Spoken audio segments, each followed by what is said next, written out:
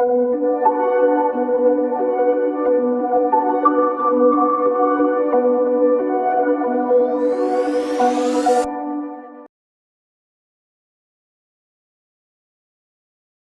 Students, आज के इस वीडियो में हम डिस्कस करने वाले हैं डेट फंक्शन के बारे में।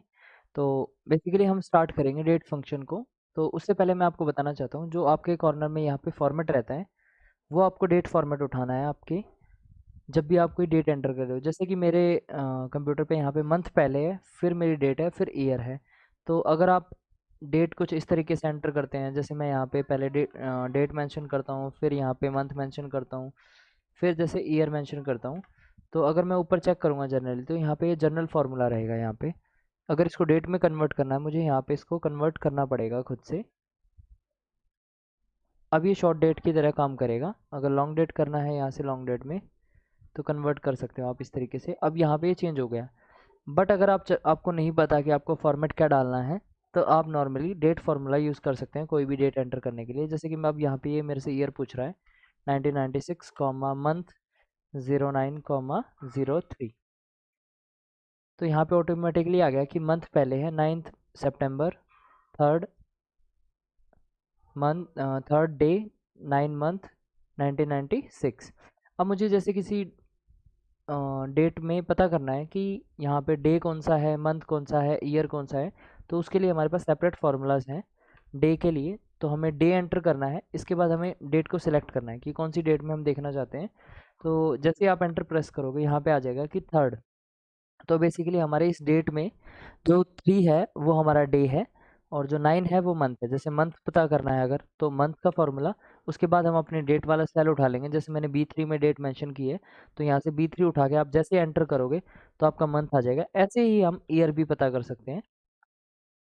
तो जैसे कि देख सकते हो मैंने सेल सिलेक्ट कर लिया, जैसे ही मैं एंटर प्रेस करूंगा तो मेरा ईयर आ जाएगा यहाँ पे। तो तीनों चीज़ों को मैंने सेपरेटली यहाँ पे आपको करके दिखाया है। या आप कोई डेट एंटर कर रहे हो तो आप किस तरीके से कर सकते हो। इसके बाद आता है, अगर आपको कोई टाइम मेंशन करना है, तो is equal to time bracket hour, जैसे 5:45 कॉमा 25 सेकेंड्स। जैसे आप एंटर करोगे तो यहाँ पे टाइम एंटर हो जाएगा 5:45।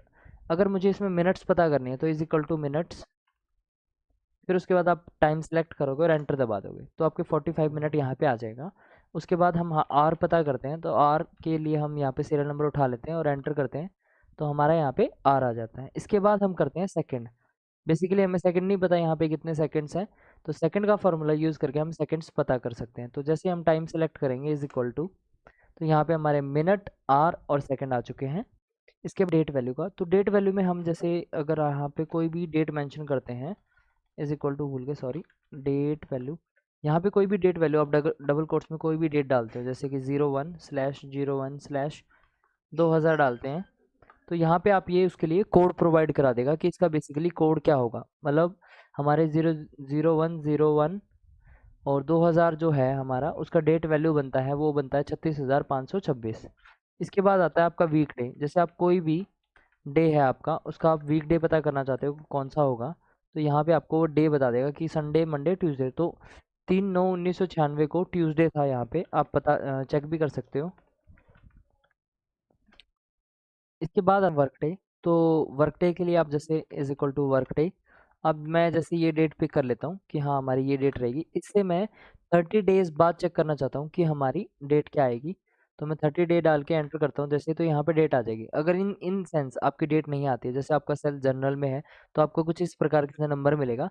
तो यहाँ पे आपको प्रेस करना है Ctrl+Shift+3।